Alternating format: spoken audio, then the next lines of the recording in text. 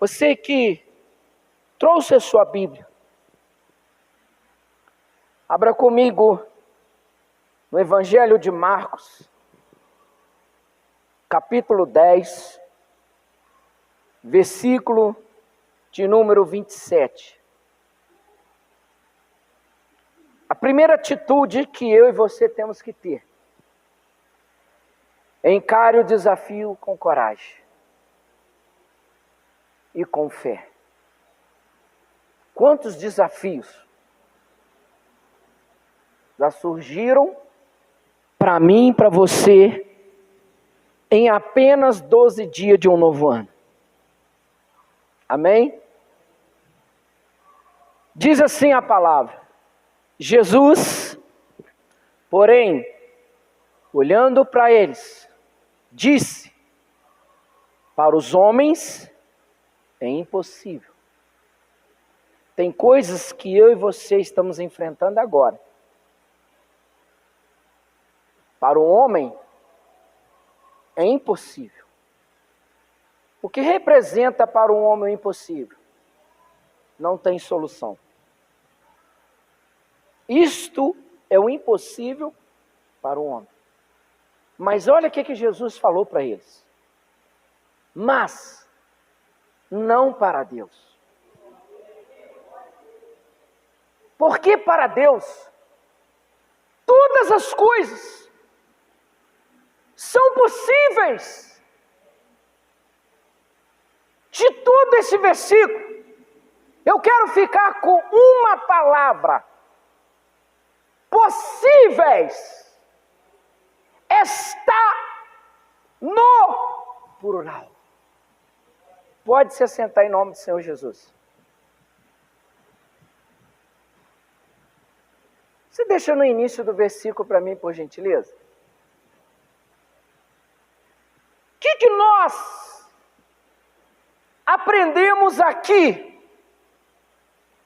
no Evangelho de Marcos, quando o Espírito Santo visitou Marcos para estar relatando tudo aquilo que Jesus fez dentro de 3 anos? Jesus estava ensinando. Eu imagino aqui, dentro deste versículo, uma multidão estava diante de Jesus.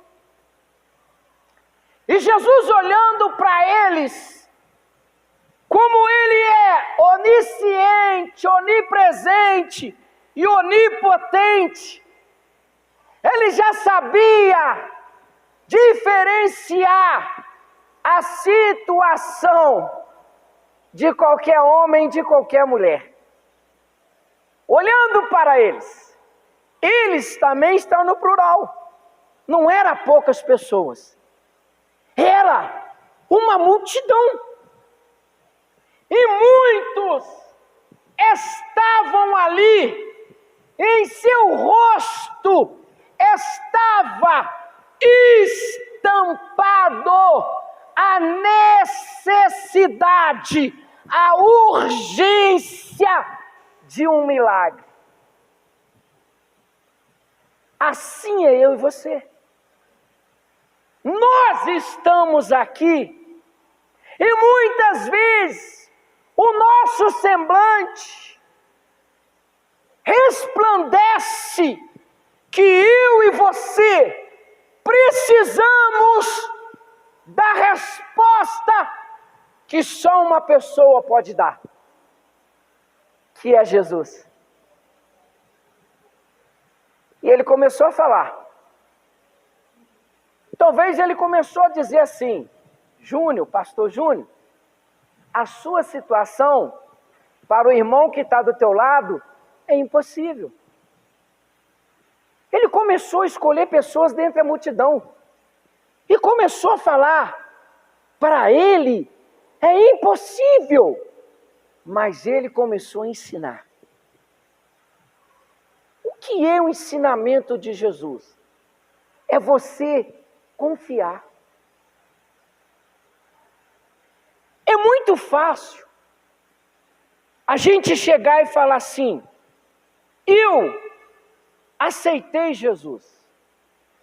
Você acha que aceitar é o suficiente?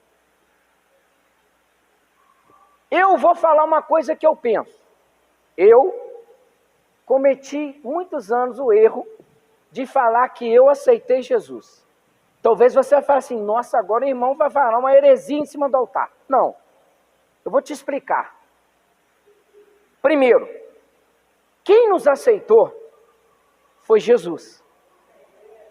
Você concorda comigo? Ele que nos aceitou.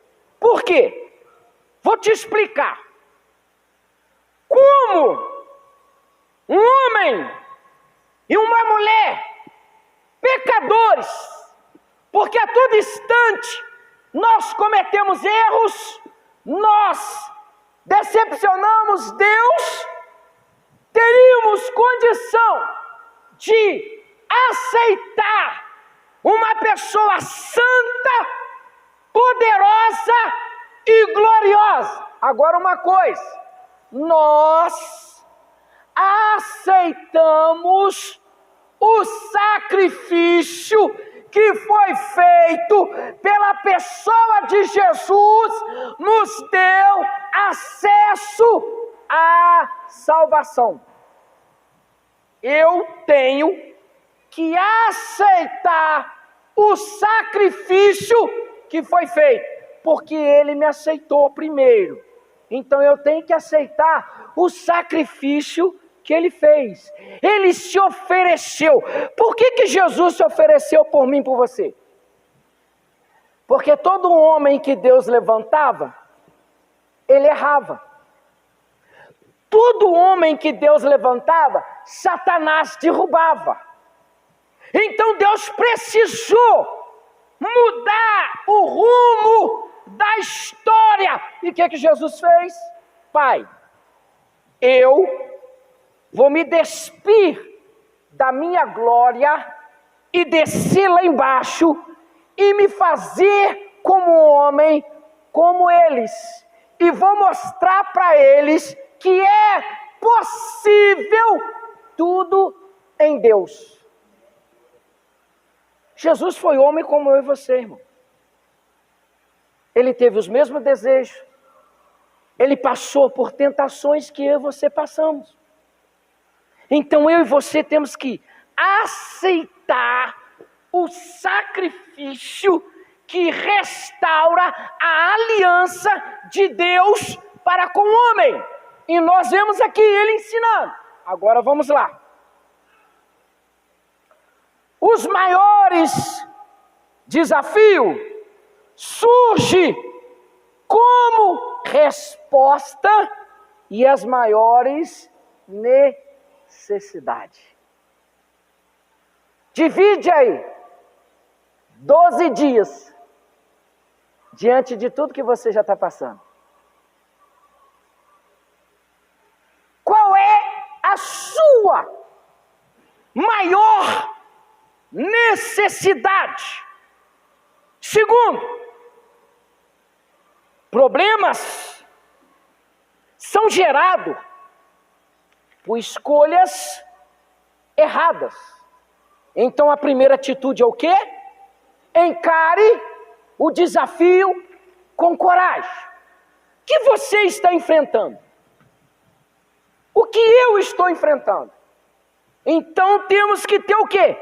Coragem para enfrentar o desafio e no final você ter o quê? A vitória, a bênção, a resposta.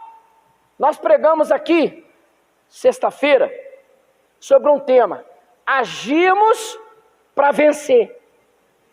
Tem gente, irmão, que quer vir na igreja, ficar de braços cruzados.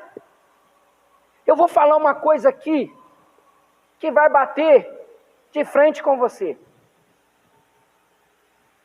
Deus, eu assino embaixo que eu vou falar. Deus não é obrigado a fazer mais nada por mim e por você. Por quê? O que ele tinha que fazer, ele já fez. Foi dar Jesus. Foi entregar Jesus. Jesus ensinou tudo aquilo que eu e você precisamos fazer. Só que nós temos dificuldades de fazer. E no meio da caminhada, tomamos decisões erradas, que cabe a mim e a você um alto preço, como muitos da Bíblia fizeram. E no meio dessa multidão, tinha muitas pessoas que fez a escolha errada. E a escolha errada traz causas que são impossíveis. Eu já cansei de falar, mas eu não tenho vergonha de falar. Quando eu fui preso, a culpa foi de Deus. A culpa foi da minha mãe.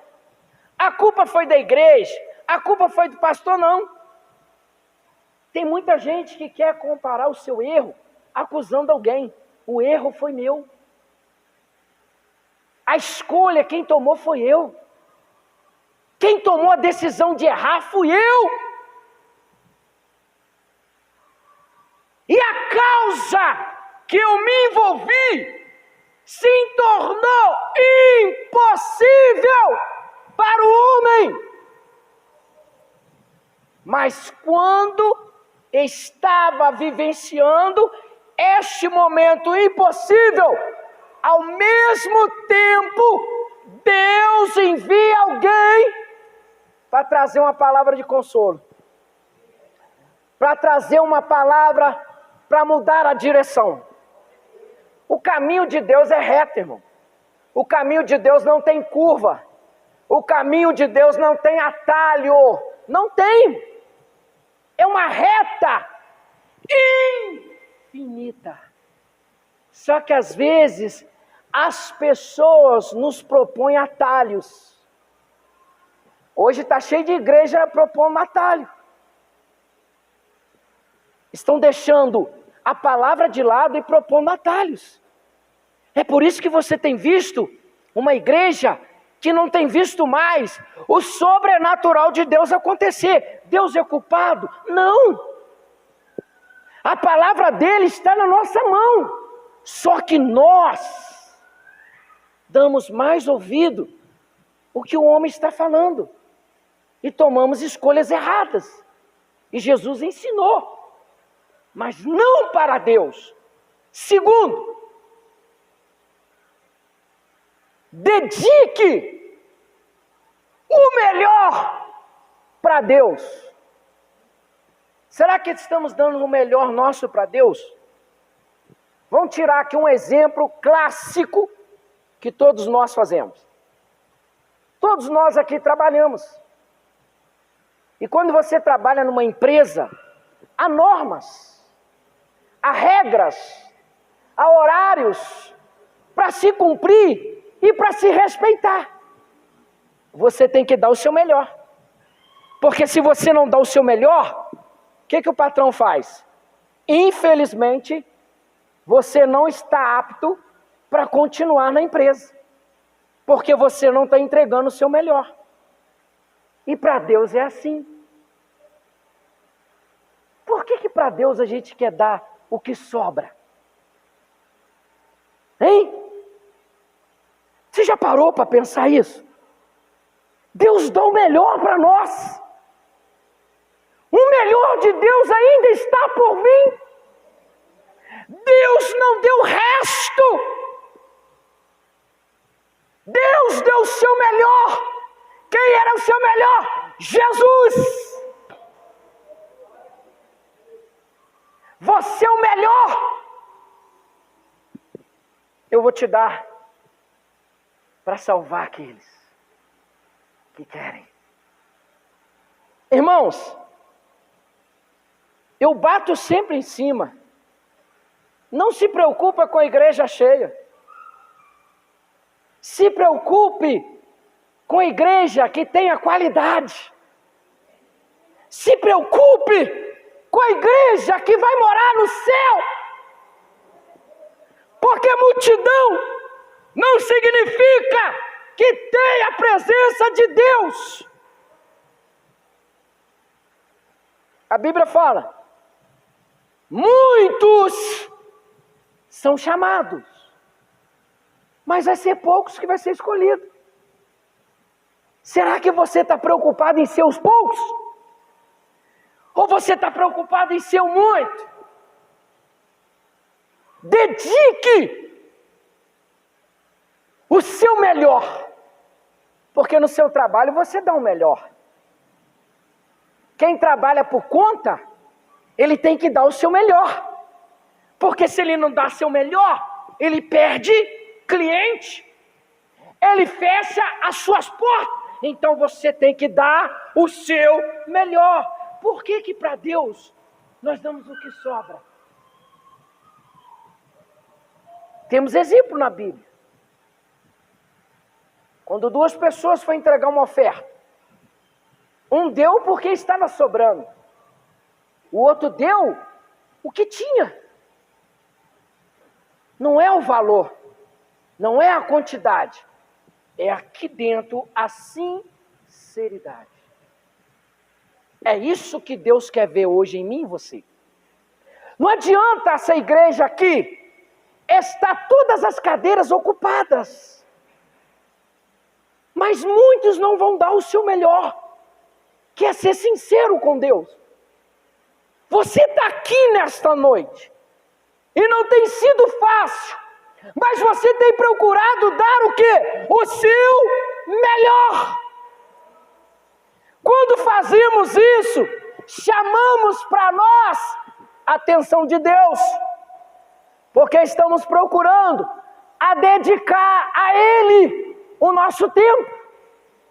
Ainda que seja pouco, mas você está procurando dar o melhor. Eclesiastes, capítulo 3, versículo 12 e o versículo 13. Já tenho entendido que não há coisa melhor para eles do que alegrar-se e fazer o bem na sua vida. E também que todo homem coma e beba e goze do bem de todo o seu trabalho.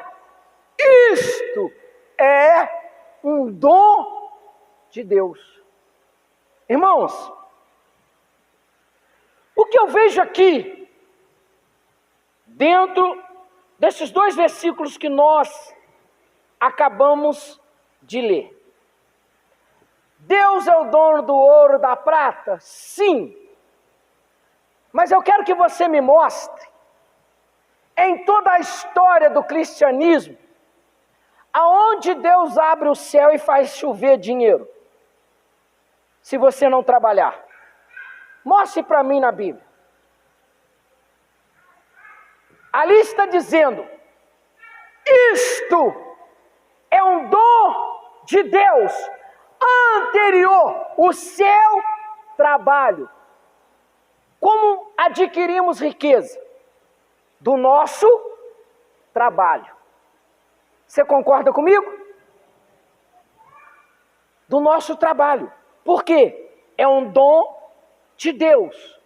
E através do nosso trabalho, vamos desfrutar com alegria, comendo, bebendo e gozando de paz, harmonia em família. Por quê? Deus está te dando a saúde para você adquirir os seus sonhos. E tem gente que fica assim, ó, Deus proverá. Deus provê, irmão. Mas você não vai ver o céu abrir e cair dinheiro na sua conta, não, irmão. Você já viu nas redes sociais. Quantos pastores falam assim, enche lá, pastor Júnior, uma maleta de folha de abacate, Vai lá no Santander, ora e deposita que vai se transformar em dinheiro, irmão.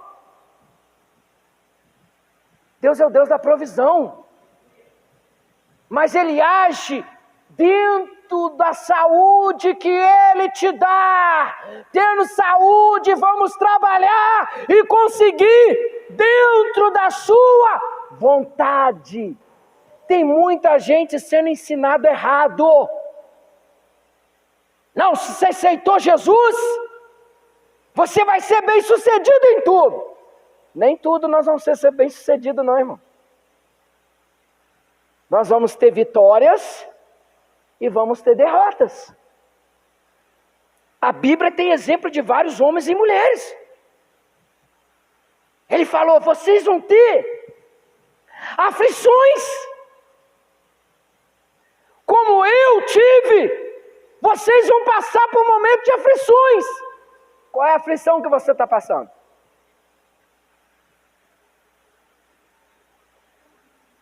A conquista do impossível requer dedicação. Vamos lá. Quando você recebe uma oportunidade na igreja para trabalhar para o Senhor, tem gente que quer pegar 10 cargos de uma vez, né? Ele quer pegar tudo. Quando chega o final do ano, ele não conseguiu concluir nenhum dos 10. Então, se Deus te chamou, dedique ao seu chamado. Porque se você dedicar aquilo que Deus te chamou, você vai ver resultados acontecer. Eu falo isso por experiência. Muitos anos atrás, com todo o vigor, né, de juventude, você saía abraçando tudo. Quer participar? Quero. Todo dia você estava na igreja. Mas quando fecha o ano, você vai fazer a retrospectiva espiritual. Você vai falar assim, Deus, muitas coisas eu fiz por empurrar com a barriga. Então é preciso você se dedicar a uma coisa e ir até o final. O que isso quer ensinar para mim e para você? Eu tenho vários problemas, mas eu tenho que sentar na minha casa e fazer na minha agenda qual é a maior necessidade que eu preciso. E dedicar em cima daquilo para que Deus me dê vitória. Por quê? Tem hora que nós chega diante de Deus e despeja tudo no altar. Nós chega lá com o caminhão espiritual carregado. Chega lá, levanta a caçamba e despeja e vai embora. Acha que Deus tem a obrigação de fazer tudo? Não, irmão. Deus, Ele gosta de ordem. Deus gosta de decência, para que no tempo certo se cumpra a sua palavra. Nós temos que ter organização no mundo espiritual. Temos que ter organização nas orações, nos pedidos, para Deus vir e dar vitória. Então conquista o impossível dedicando. A dedicação atrai a atenção de Deus. Se eu dedico, Deus vai chegar assim, você não está rindo já, né? Olha, eu gosto do Jonathan. Vai falar toda a mensagem e fala meu nome. Deus olha, irmão, para cada um de nós. E eu fico imaginando que lá no céu, dentro da hierarquia, Deus fala assim, olha como aquela serva me dedica. Olha como aquele servo é dedicado. Ele está passando um momento difícil, mas não está abatido. Ele está cada dia mais dedicando a mim. Quando nós dedicamos a Deus, Deus cuida dos nossos problemas. Cuida das nossas necessidades, para que o nome dele seja glorificado. Vou te dar um exemplo aqui, que todos ouvem, quase todas as mensagens, alguém fala, Jó, ele recuou, ele parou, ele dedicou mais, irmão. A Bíblia fala o que restou para ele foi apenas um caquinho de telha. Imagina você com o corpo todo tomado de ferida, raspando a sua pele, caindo no chão, pedaço da sua carne. Ele pensando dentro de mim, dentro dele, eu sei que o meu Redentor vive e reina para sempre. Apenas é um tempo para aprender a vontade de Deus. O que você está passando é apenas um tempo para nós aprendermos a vontade de Deus. Nós dedicamos mais. Irmãos, vou falar outra coisa aqui que talvez você vai ficar chocado. Eu prefiro às vezes ficar mais no deserto do que na terra que mana leite e mel, pastor Júnior. Sabe por quê? Porque quando nós estamos na terra que mana leite e mel, nós só queremos sombra, água fresca e rede.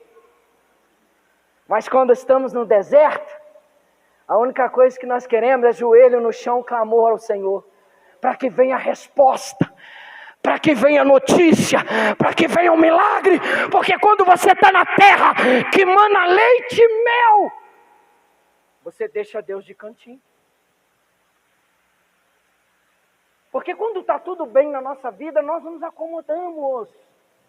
É realidade nossa, irmão. Não vamos mentir. Estamos aqui diante de pessoas inteligentes, capacitadas por Deus. Quando está tudo bem, nós acomodamos.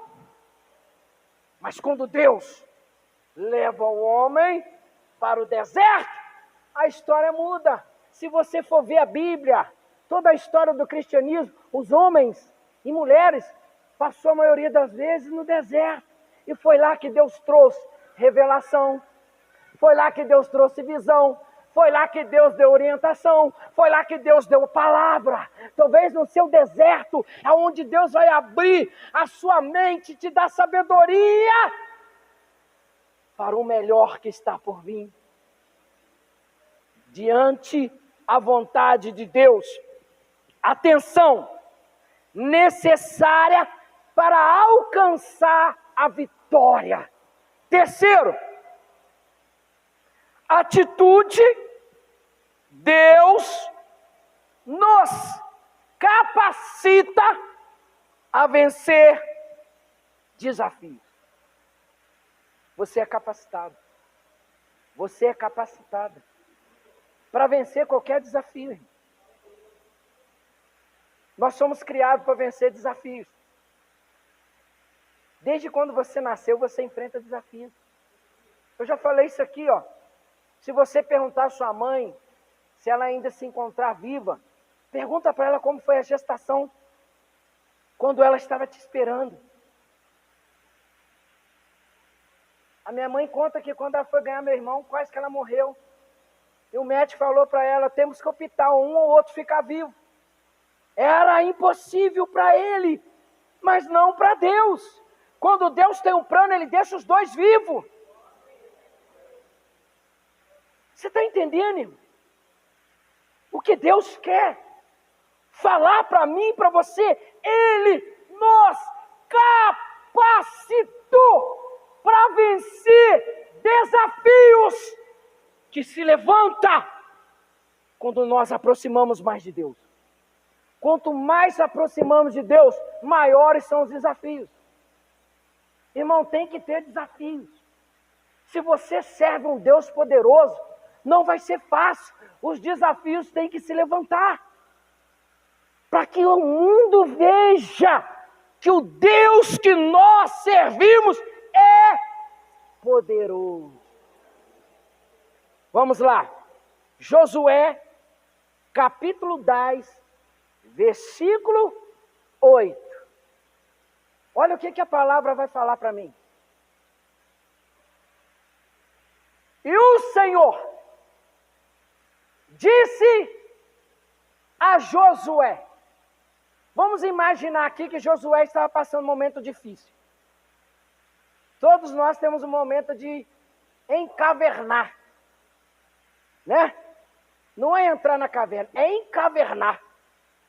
Nós criamos uma fantasia de caverna sobre nós, encavernamos.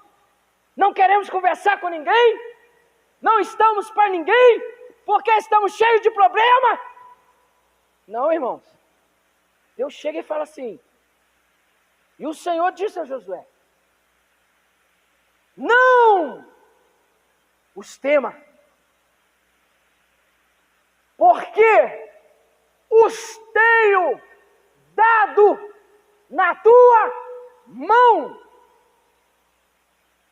Nenhum deles poderá te resistir. Qual é o seu problema? Muitas vezes os problemas nossos se tornam nosso inimigo. E alguns problemas nos paralisam. De vez de a gente ir para frente, voltamos para trás. Ficamos sem força. Ficamos paralisados. E Deus está dizendo, não temas. Porque Deus era com Josué. Se eu não me engano, o capítulo 1 de Josué para frente fala que Deus manda ele levantar. Se você achar, você coloca para mim, acho que é 1:9. Do 1:9 em diante, que fala, levanta. Deus está mandando nós levantarmos, irmão. Sentados, não vamos chegar a lugar algum. Sentados, não vamos obter vitória. Sentados, não vamos agradar a Deus. Temos que nos levantar. O que é levantar? Ter atitude, ter ação, ter coragem. Semana passada eu passei uma experiência, né? Tá ali meu amigo, João, que teve a coragem de me encarar lá em casa.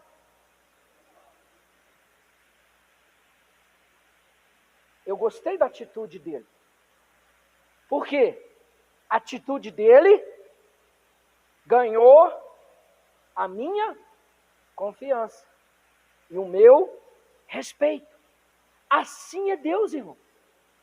Quando temos uma atitude dentro do que estamos enfrentando, chama-se o quê? A atenção de Deus. Conseguiu achar? Conseguiu não? Acho que é o capítulo 1 que fala. Deus manda levantar. Para não parar. Por que você está parado? Ali. Mas tem uma versão que fala levanta. Olha lá quem está dizendo. Não tô, mandei eu. Esforça-te. E tem bom ânimo. Ânimo é o quê? Coragem. Para levantar. Pastor Júnior já pregou isso aqui, sobre ânimo. Temos que ter ânimo. Para enfrentar o que estamos passando. Se não tivermos ânimo, como vamos ganhar? Como vamos conquistar? E diz, de novo, não temas, nem te espante, porque o Senhor, teu Deus, é contigo por onde quer que andares. Onde eu e você estivermos, a presença de Deus vai estar conosco, irmão. Mas temos que ter atitude. Temos que reagir. Porque reagindo, conquistamos vitória. O que aconteceu aqui? O povo de Israel orou entre 430 e 450 anos para Deus levantar um libertador. Você já conhece a história. Só que quando começou a trajetória, o que Deus fez assim? Moisés, antes de você tirar o povo do Egito, organiza as 12 tribos. Você não vai sair de qualquer jeito bagunçado. Boi na frente, cabrito, ovelha, galinha, porco, criança correndo, o pai gritando, né? Vem, Gustavo! Vem, Gabriel! Não, Deus falou assim, ó, organiza 12 guarnições, que são as 12 tribos de Israel. Cada tribo vai conduzir o seu povo. E você vai estar à frente do povo e eu vou estar à frente de você. Só que Deus falou para eles que seria fácil. Qual foi a promessa? Eu vou dar a vocês uma terra que mana leite e mel. E ele foi abrindo o quê? As portas. Ele foi derrubando as barreiras, os desafios. Só que no meio da caminhada surgiu o primeiro teste de Deus. Ei, estou com sede. Aí começou. Eu também. Quando vê, o povo começou a murmurar, querendo água. Aí Deus foi, proveu a água, proveu a nuvem, proveu a coluna, proveu codorniza. Você nunca viu falar chover codorniza? Mas a Bíblia fez. Por quê? É possível para Deus. Eles queriam carne e Deus deu. Encare os desafios como oportunidade. O seu problema, a sua luta é uma oportunidade. Salmos 84, 12. Salmo 84, 12 diz assim: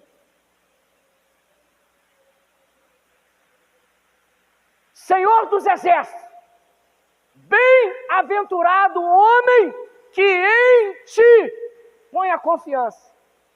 Você tem confiado em Deus? Provérbios 3, 5. Veja as dificuldades como oportunidade. Provérbios 3, 5. Confie no Senhor de todo o teu coração. Não adianta você ser da igreja. Tem gente que fala assim, eu sou lá daquela igreja, lá no Manumbi. Você é da igreja, mas não é de Jesus. Ser da igreja é uma coisa. Ser da igreja é participante. Ah, hoje eu não vou não. Eu vou só domingo. Ah, hoje eu também não vou não. Ah, nesse mês eu não vou não. Ali está dizendo, confie no Senhor de todo o teu coração.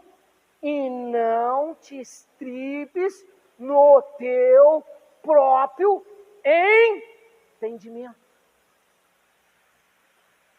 Tem gente que está se estribando no seu próprio entendimento.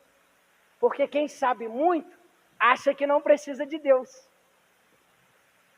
Veja as dificuldades como oportunidade. Quarta e última atitude. Espere em Deus. Você tem esperado em Deus? Tem hora que a gente quer acelerar o processo. Nós passa na frente de Deus, passa na frente de Jesus, passa na frente do Espírito Santo, passa na frente da palavra e é frustrado. Espere em Deus. Deus responde os que clamam por Ele. Salmos 91, versículo 15.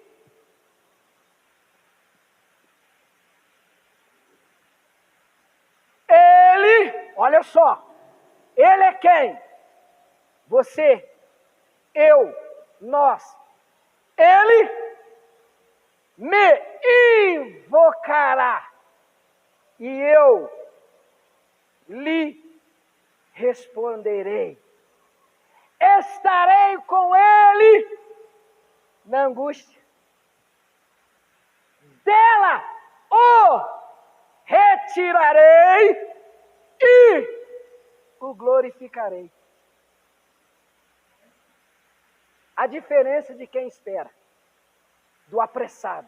Tem um ditado aí que a gente ouve desde criança. O apressado come. Isso aí é todo dia quando você está fazendo almoço, janta, lanche, né? Sempre tem um apressadinho.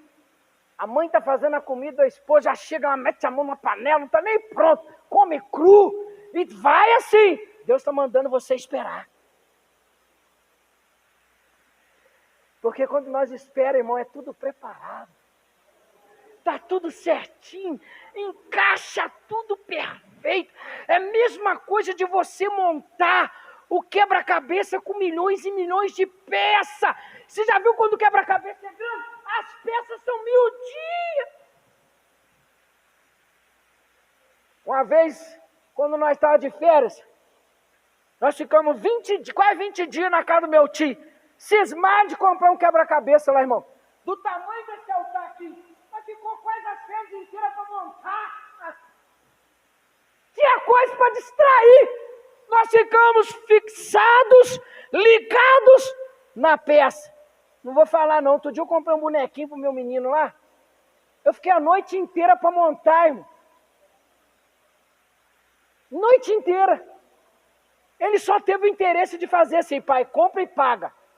Eu fiquei a noite inteira para montar e ele não deu nem importância. Deus se importa o que você está passando. Às vezes o que nós estamos passando é um quebra-cabeça, que Deus vai montando até chegar dentro da onde Ele quer. As lutas, as dificuldades, os processos são um quebra-cabeça de Deus. Para nós vencermos, temos que ser aprovados, temos que passar pela prova para ser aprovado. Deus se revela aos que o buscam.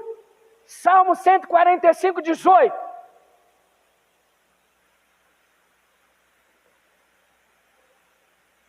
Olha o que diz. Perto está o Senhor de todos os que o invocam. Por que você está saindo da sua igreja, indo em outra igreja atrás de profetas? Para destruir a sua fé, destruir sua casa, destruir sua família. Se a Bíblia está dizendo, perto está o Senhor dos que o invocam. Para que eu vou sair daqui? Para ir de segunda a segunda em outro ministério. Sendo que quem pode resolver meu problema está perto. Mas tem muitos que acreditam que o homem vai resolver o problema dele. Quem resolve o seu problema é aquele que está perto. É o Senhor, é o Yeshua, Halamashia, o Cristo, o Rei dos Reis, Senhor dos Senhores. Aquele que vem virá para nos buscar. Está perto de você. De todos os que o invocam em verdade. Tem invocado o Senhor em verdade? Os que invocam em verdade, Ele se revela. Ele se apresenta. Ele vai se apresentar para você como eu sou. Ele vai te apresentar como resolvedor de problema. Ele vai resolver as situações que você tem enfrentado.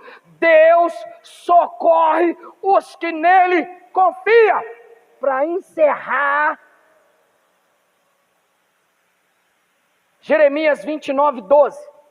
Quinto, atitude transforma o impossível possível mediante a fé. Jeremias 29, 12. Então me invocareis, e ireis, e orareis a mim, e eu vos ouvirei. Quem te ouve não é homem, quem te ouve é Deus. Dando continuidade. Buscar-me-eis e me achareis quando me buscares com todo o vosso coração. E aí? Lucas 18, 27. A fé cura o passado. O que curou meu passado foi a fé. Ainda que ela seja pequenininha como um grão de mostarda. Mas